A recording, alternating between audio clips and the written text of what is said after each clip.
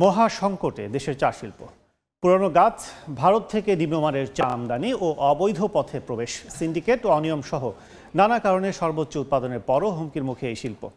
মান কমে যাওয়ায় বিদেশের বাজার হারাচ্ছে বাংলাদেশের চা।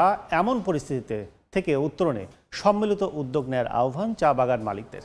ইকরামুল কবিরের রিপোর্ট, ছবি তুলেছেন নওশাদ আহমদ চৌধুরী। ফাঁকি দিতে গিয়ে আপনি 100 টাকা, 120 টাকা, 130 টাকা রেটে আপনি চা বিক্রি করে দিচ্ছেন। অকশনে কি তাহলে মানুষ 200 টাকায় চা কিনবে? বাংলাদেশ চা বোর্ড প্রধানের মুখে এমন ক্ষোভ চা শিল্পের দৈন্য দশা নিয়ে। তার মতে শ্রমিক সংকট, অব্যবস্থাপনা, কালোবাজারে চা বিক্রির কারণে এ খাত রুগ্ন অবস্থায় পতিত হয়েছে। বাংলাদেশ চা বোর্ডের তথ্য মতে 2001 সালে দেশে চা উৎপাদন হয় 5 কোটি 31 লাখ কেজি। ওই বছর চা রপ্তানি হয় 1 কোটি 30 লাখ কেজির মতো। 2023 সালে 169টি বাগানে চা উৎপাদন হয় 10 কোটি 29 লাখ কেজির মতো, আর রপ্তানি হয় মাত্র 10 লাখ কেজি। মান কমে যাওয়ায় বিদেশের বাজার হারাচ্ছে বাংলাদেশের চা। এই গাছগুলোর বয়স 100 বছর পেরিয়ে গেছে।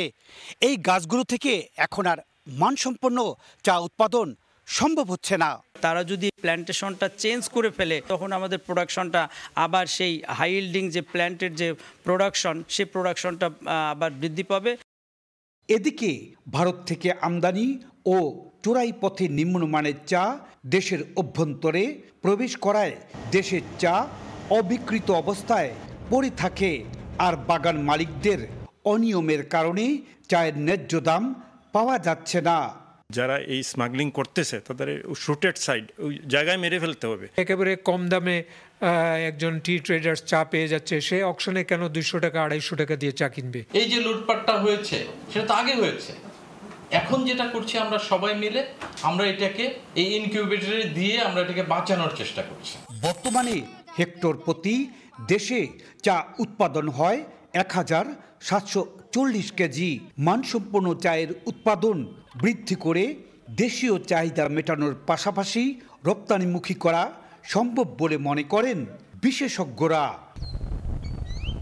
ইকরামুল কবির, সময় সংবাদ, সিলেট। 4 দশক ধরে আপনার ফাইন্যান্সিয়াল পার্টনার আইডিএলসি।